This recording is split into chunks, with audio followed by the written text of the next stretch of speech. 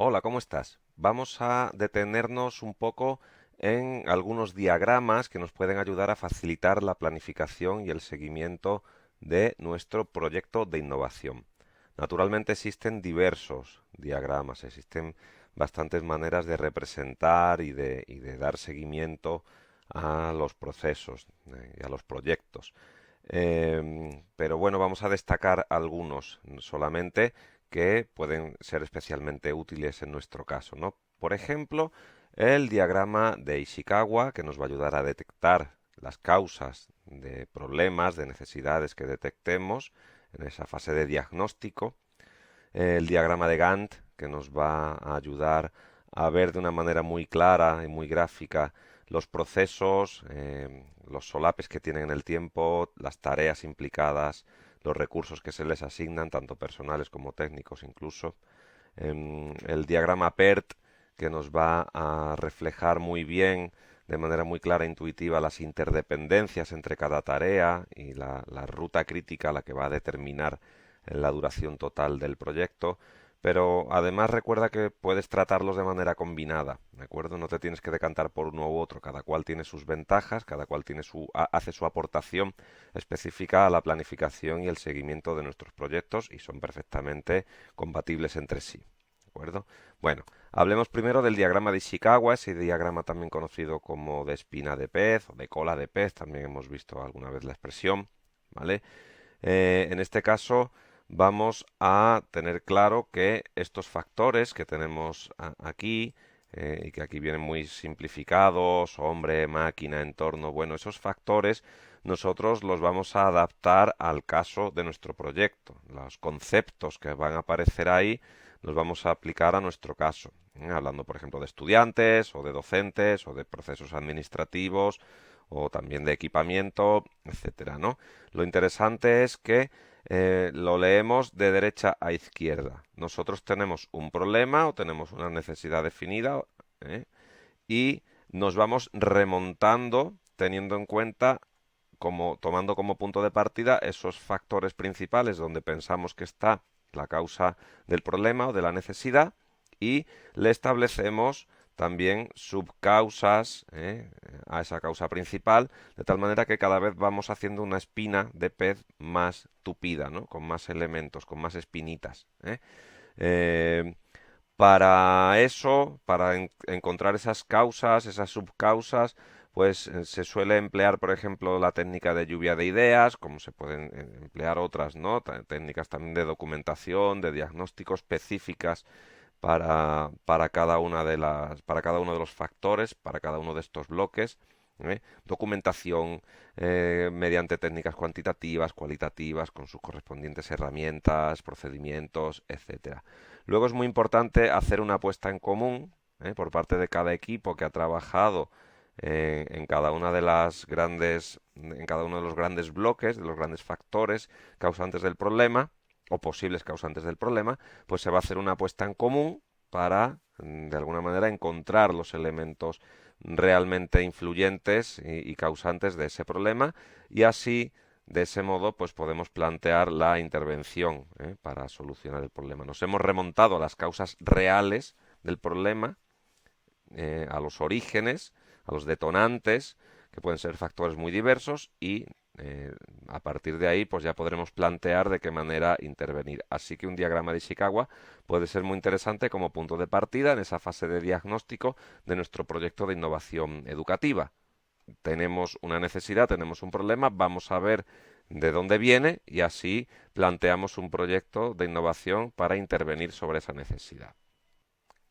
En este ejemplo específicamente educativo tenemos como problema el fracaso escolar en España y que alcanza unas cifras muy elevadas, ¿no? Bueno, pues nos vamos remontando y vemos, bueno, aquí en este problema cómo influye el propio alumnado. No comprenden los contenidos, no les interesa cuál es el problema, ¿no? ¿Cuál puede ser la causa? de esa desmotivación, de ese desinterés, de esa falta de comprensión. Problemas de carácter organizativo, desde el punto de vista de una administración muy burocratizada, un currículum demasiado estricto o poco flexible, falta de recursos, por supuesto, factores externos, como por ejemplo el entorno familiar, el entorno de ocio, el entorno técnico, social, etcétera. El propio profesorado, naturalmente, pues, puede ser un factor decisivo en ese fracaso escolar, pues porque tenga métodos de enseñanza anticuados o cualquier otro motivo determinante, ¿no? Bueno, pues la propia falta de motivación es muy interesante, ¿no? También en este sentido. Bien, mediante diagrama de Ishikawa, ante el problema fracaso escolar, nos vamos remontando en diferentes bloques sobre los cuales nos hemos documentado, hemos profundizado, hemos analizado, estudiado y luego se hace una puesta en común para ver sobre qué elementos es necesario intervenir, priorizar y plantear nuestra propuesta educativa innovadora. Tenemos ahora en pantalla un ejemplo de diagrama de Gantt, ¿vale? Muy básico, pero vamos, tampoco hay que complicarlos mucho más. Si nos fijamos, tenemos aquí la línea temporal, en este caso está dividida por semanas, ¿vale?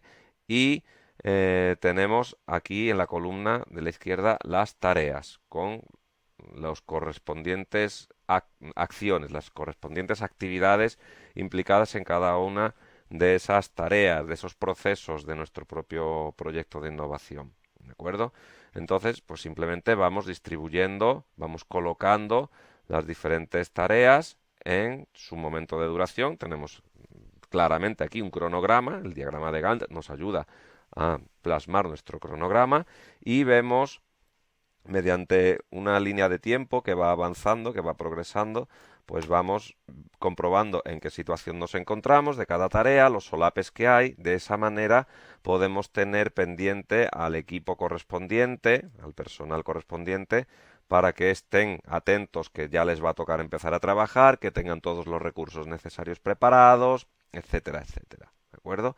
E incluso en un diagrama de Gantt podemos configurarlo para que nos indique el grado de cumplimiento que está teniendo esa tarea o esa actividad en un momento dado. Pues esto está al 70%, esto está al 80%, y nosotros, si teníamos hecha una previsión, podríamos decir, pues mira, aquí en realidad ya tendríamos que estar al 90% o no es necesario ir tan deprisa, pero esto nos va a conectar con el siguiente diagrama, con el diagrama PERT, a la hora de establecer duraciones de las tareas de mi proyecto, ver interdependencias entre ellos, lo que va después de cada cosa, etcétera, ¿no?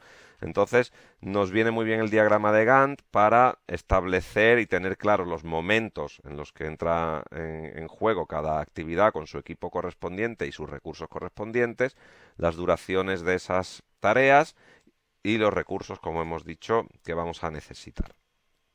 Tenemos aquí otro ejemplo de diagrama Gantt, ¿de acuerdo? Ya la manera de representarlo visualmente, pues ya puede ser muy variada.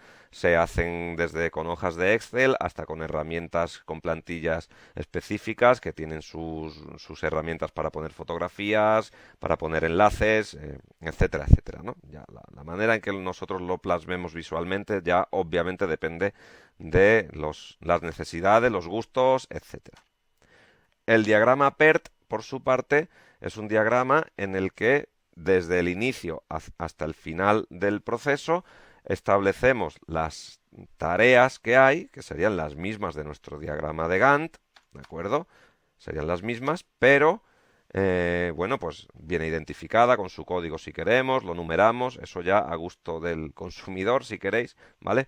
Pero es interesante indicar la duración e incluso en los diagramas Gantt se llega a decir, se llega a indicar una duración estándar, esto lo normal es que dure 2 semanas, pero se puede decir también una duración más optimista, más breve y una duración pesimista. Esto, en el mejor de los casos, podría durar tanto tiempo, en el peor de los casos, podría llegar a durar tanto. No nos podemos pasar de aquí. Si no, pues vamos a hacer un efecto dominó, a provocar un efecto dominó que retrase el resto del proyecto y que ponga en peligro su propia ejecución, ¿vale?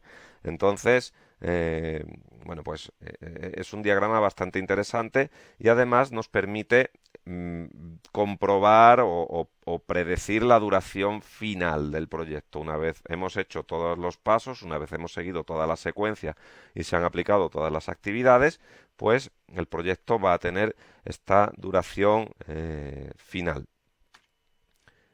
Eso se llama concretamente ruta crítica. ¿De acuerdo? Hay dentro de todas las relaciones, interdependencias que hay entre cada tarea. Aquí, por ejemplo, vemos un par de tareas que son simultáneas, pero esta de acá depende de que la anterior haya finalizado debidamente, etcétera, ¿no?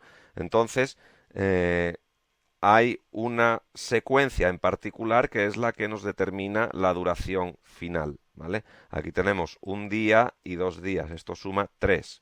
Por aquí tenemos un día, 2 días y un día más, 4.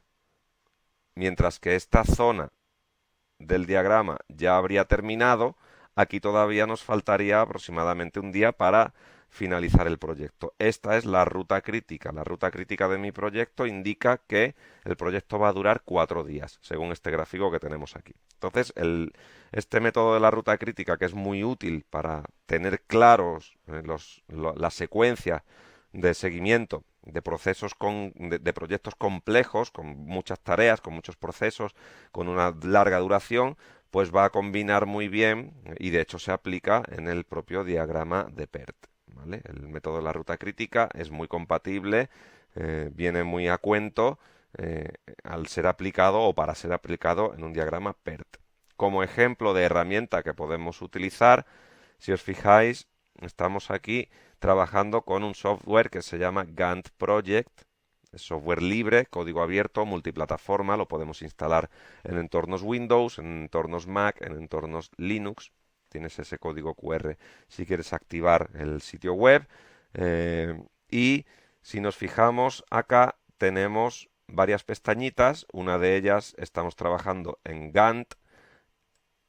En otra tenemos una serie de recursos que pueden ser personas, equipamiento, etcétera. Y aquí tenemos otra pestaña que es diagrama PERT. Es decir, con Gantt Project puedo hacer tanto diagrama Gantt como diagrama PERT de mi proyecto, estableciendo, aplicando, asociando los recursos correspondientes a cada una de las tareas, de los procesos, de las acciones de mi proyecto y lo sitúo en el tiempo, con una duración, con unas dependencias específicas, etcétera, etcétera. Esperamos que haya sido un vídeo interesante y que te animes a utilizar este tipo de herramientas para planificar y dar seguimiento muy bien a tu proyecto. Te ayudará sin duda a que la ejecución sea viable y a obtener mejores resultados, por supuesto, para optimizar el trabajo, el esfuerzo, que eso es muy importante para prevenir problemas de estar quemados, de estar cansados, de estar saturados de trabajo. Todo lo que se pueda planificar va a contribuir positivamente a evitar ese tipo de situaciones.